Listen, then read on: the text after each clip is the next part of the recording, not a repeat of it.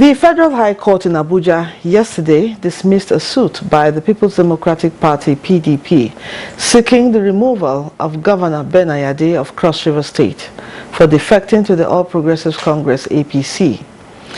Delivering his judgment on the suit, the judge Taiwo held that a governor cannot be sacked on account of defecting from the political party on whose platform he was elected to another.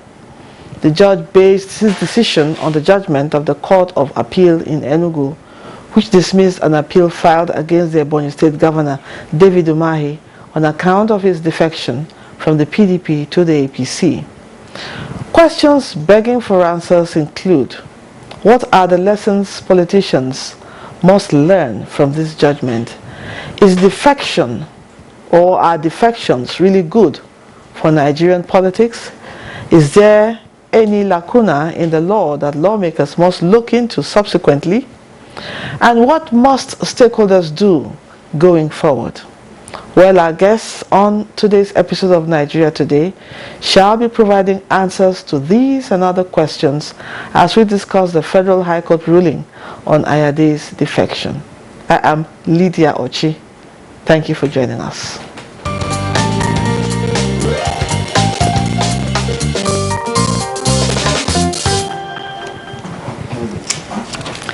Joining me in the studio is a senior advocate of Nigeria, Mazi Afam Osigwe. Welcome to Nigeria Today. Thanks for having me. Also joining us via Zoom is a legal practitioner and public affairs analyst, Aliyu Abdullahi. Thank you for joining us. Okay, now let me go to Mazi. How would you describe the High Court ruling on Umahi and Ayade's defection, and what does it really mean for the Nigerian democracy? Well, I would simply start by saying that the whole issue is a total waste of everybody's time. The decision by the Federal High Court is sound. And I thought that with the decision of the Supreme Court in the case of AG Federation and Atiku Abubakar, decided about 2007 that this issue ought to have been rested. That we needn't waste so much judicial time litigating this issue all over again 15 years after.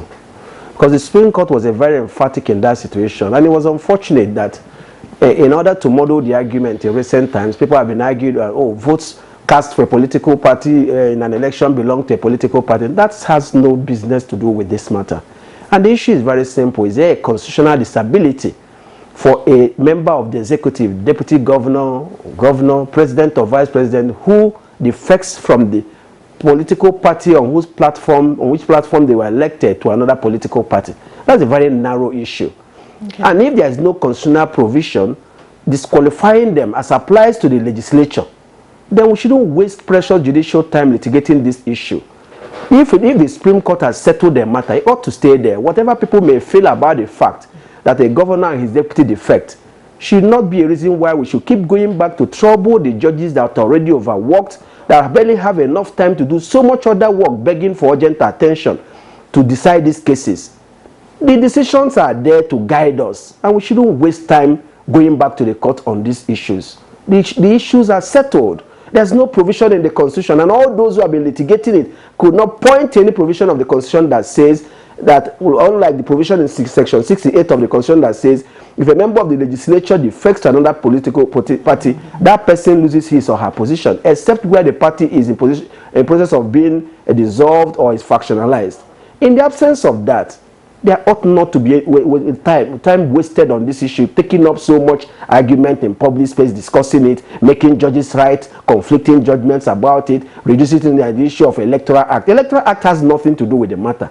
An Electoral Act deals with pre-election issues and post-election issues. When a person's election has been challenged and the matter is rested, then the provisions of the Electoral Act cease to apply to that person and ought not to have come into place in the first place. So the judgment by Justice Taiwo of the Federal High Court, which followed the decision of the Court of Appeal, Enugu Division in Senator Obu, I've forgotten his name, and David Umahi, is sound in law, as he merely restated the position of the Supreme Court as stated in the case of Atiku that I earlier referred to. Okay. Now, could you give us a brief on the court ruling and the lessons politicians must learn on the Federal High Court position on Ayade's defection? Well, the court simply said that the fact that the governor defected from the PDP to the APC is not enough grounds, is not a ground for a court declaring his seat vacant. It's very simple.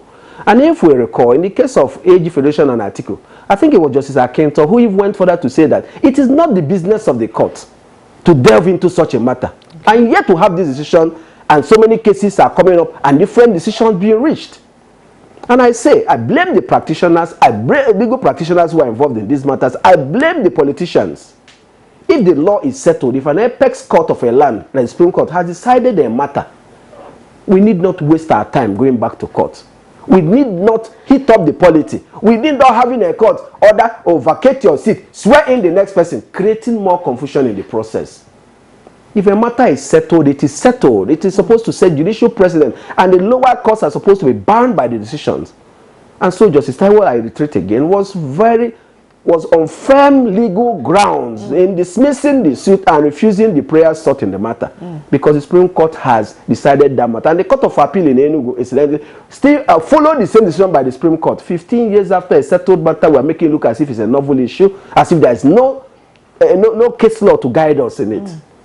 And so much argument. We may have different arguments or feelings about it on moral grounds, that if a party has elected it, it ought not to leave. We may think it's immoral, but that's as far as it goes. It may be immoral, but not unconstitutional. And if it's not unconstitutional, there's no legal bar disqualification, then we should move on. In the next election, if the person presents himself or herself, then you may remember that he has left the political party on whose platform he or she was elected to go to another, and you decide to vote for him or against him based on how you are moved by that act of defection.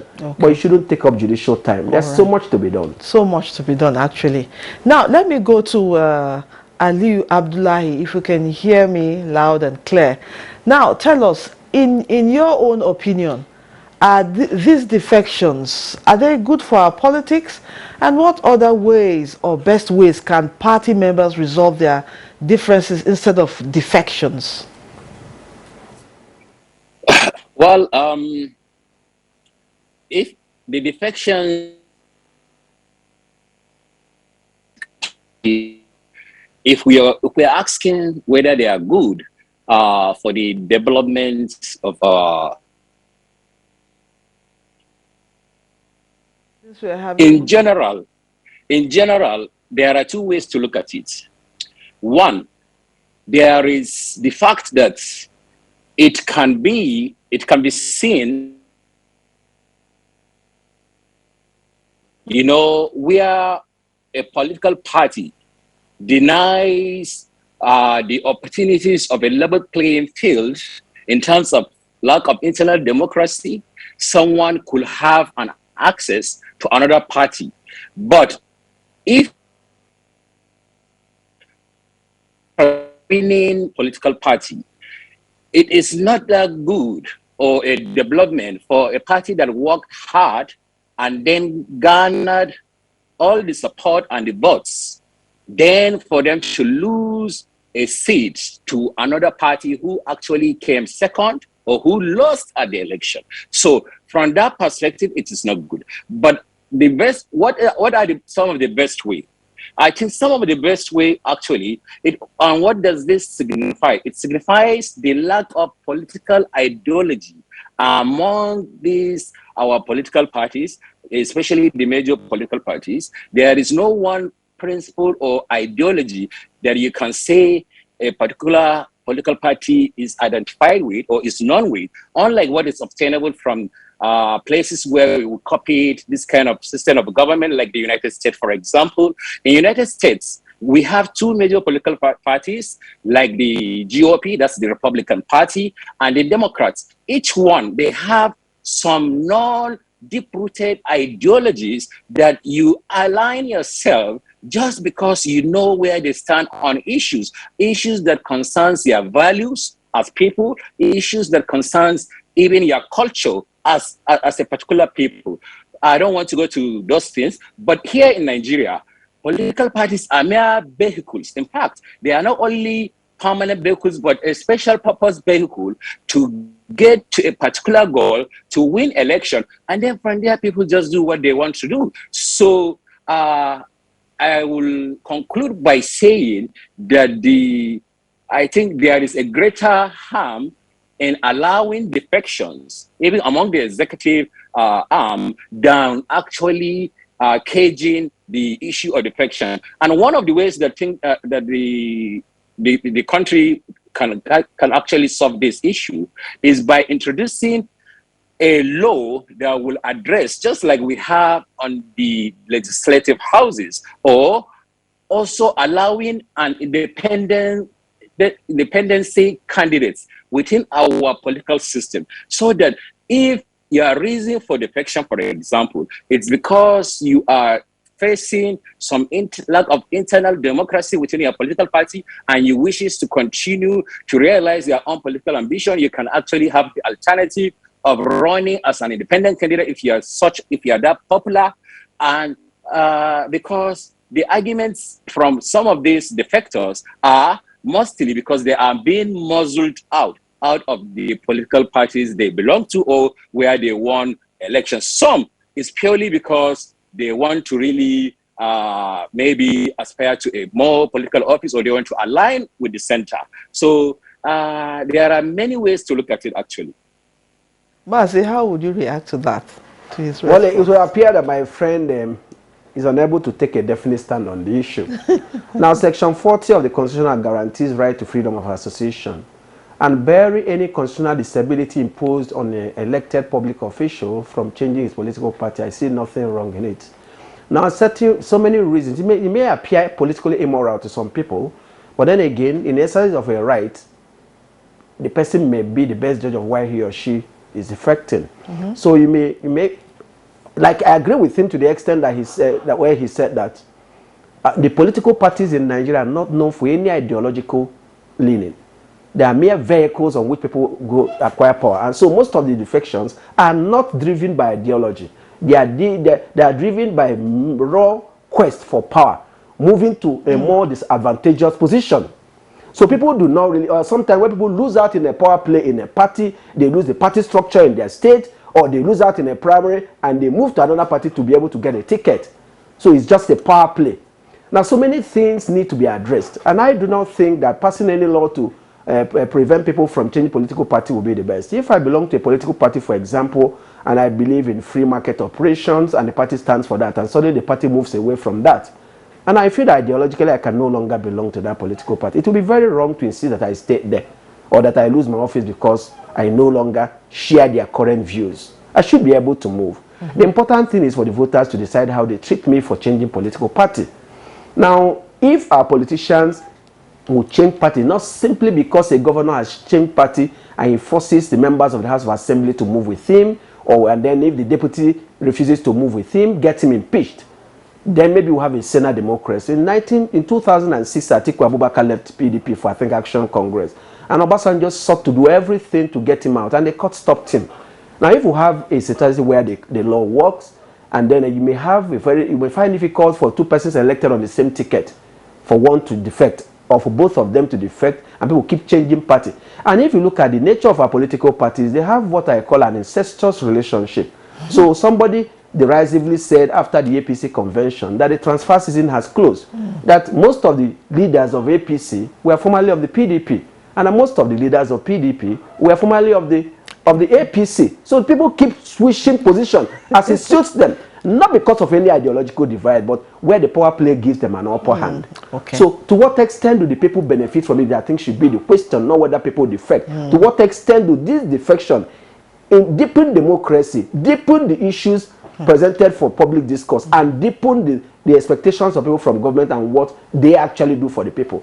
Those, to me, should be the real questions to be asking, not whether it will be wrong for a person to defect or not. Consider it immoral if you may, but legally, for a member of the executive, there's absolutely nothing wrong with that. Okay, Mazi, thank you for that. Now, let's take a break. We'll be back to talk some more. Don't go away. This is NTA News 24 broadcasting from Abuja. You can watch us anywhere, anytime on the following platforms.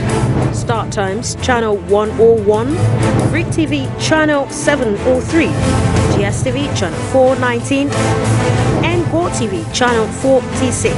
For more information, log on to our website www.nta.ng or join us on our social media handles, Facebook at NTA News 24. For comments, suggestions and inquiries, send an email to news24@nta.gov.ng or call us on the following numbers.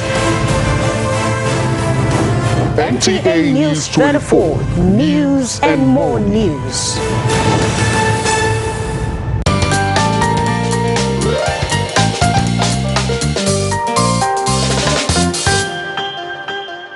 Welcome back and thanks for staying with us. It's still Nigeria Today and we are discussing the Federal High Court ruling on Ayade's defection, and our guests are still with us. Let me go back to Aliyu. As a lawyer, what would you say is the position of law on defections, and what should be the ideal situation, that is, in your opinion? What should be?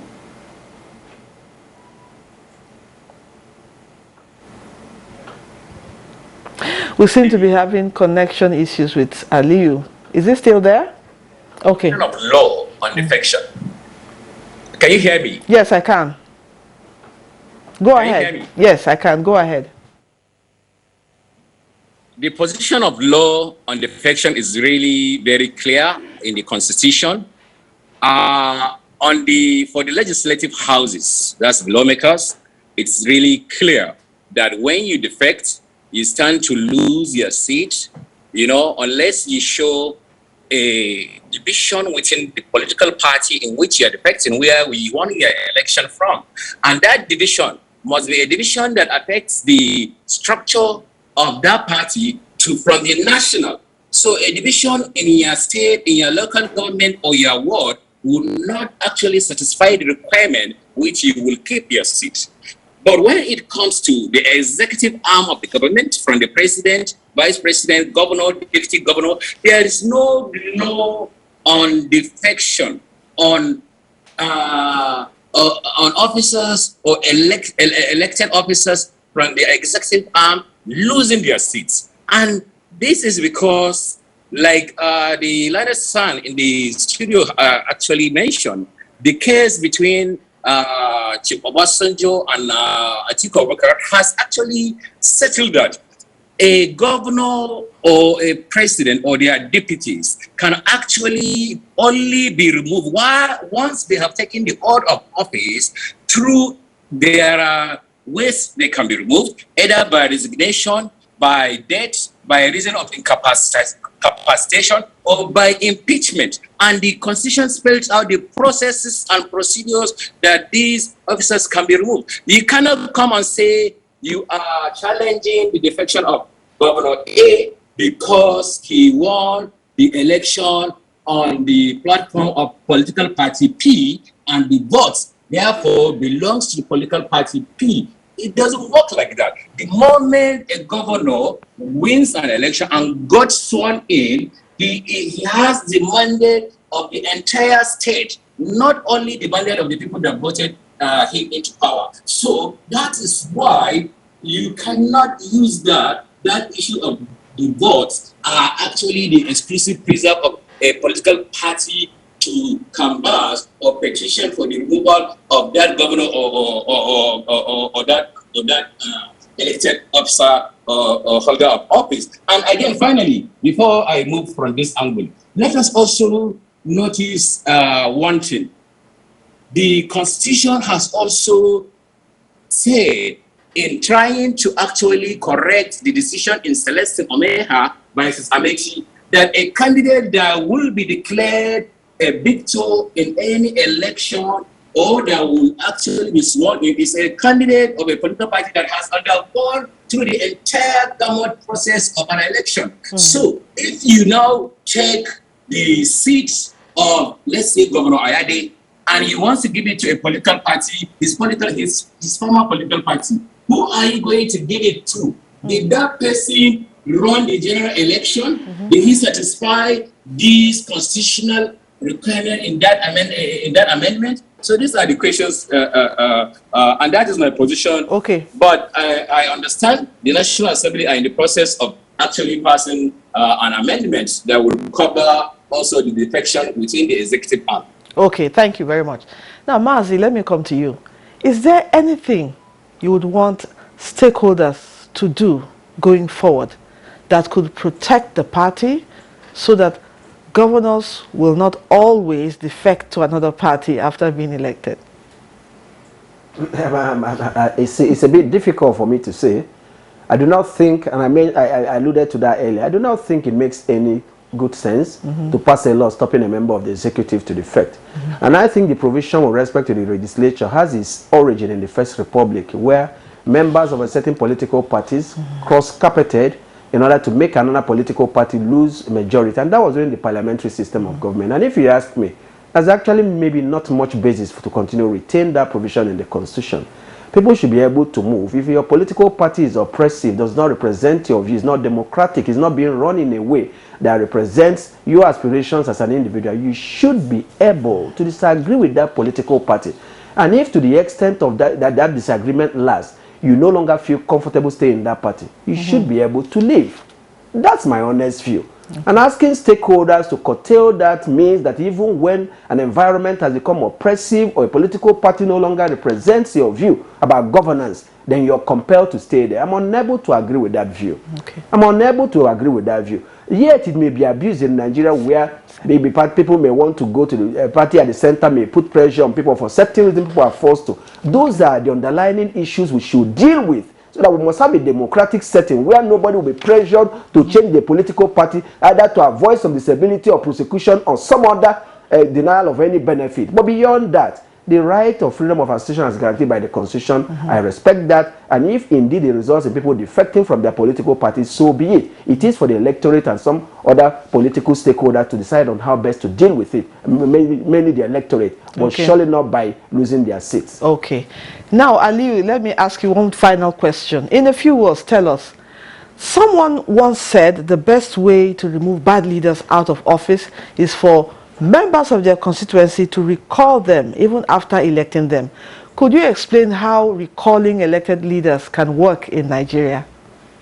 Could you explain how recalling elected leaders can work in Nigeria? Well, okay, interesting question.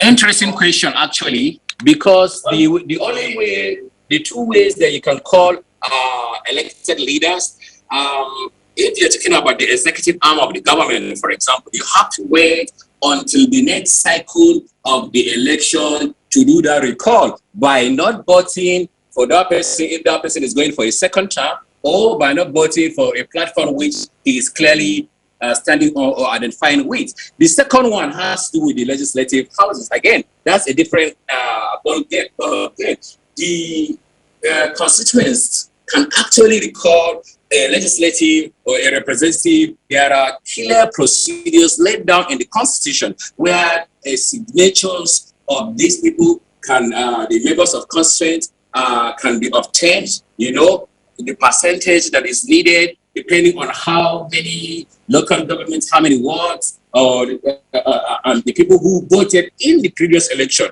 Then even that is a really cumbersome procedure, because in the history, I think, of the country, it has only been successful in a number of big cases. I think one or twice. That is it.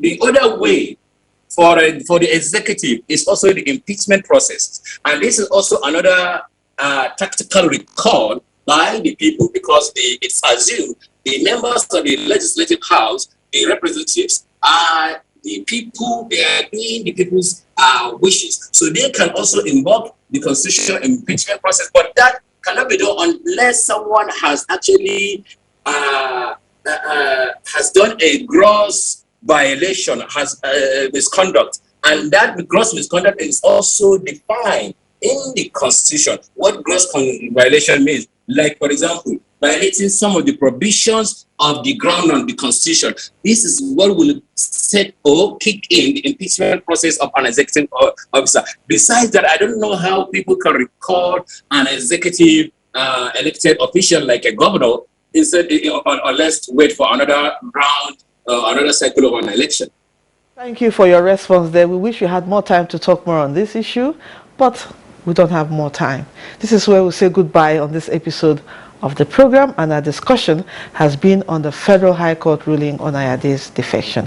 And with me had been a senior advocate of Nigeria, Mazi Afam Osigwe, and we thank you for coming. Thank you so very much for having me. We also had a legal practitioner and public affairs analyst, Aliyu Abdullahi. Thank you for your time and insights on the program. Thank you. And to our viewers, thank you for always being a part of the program. Remember, you can still watch this episode and other ones on www.youtube.com/NTA News 24 Hub. All right, till I see you next week, I am Lydia Ochi. Have a wonderful weekend. Goodbye.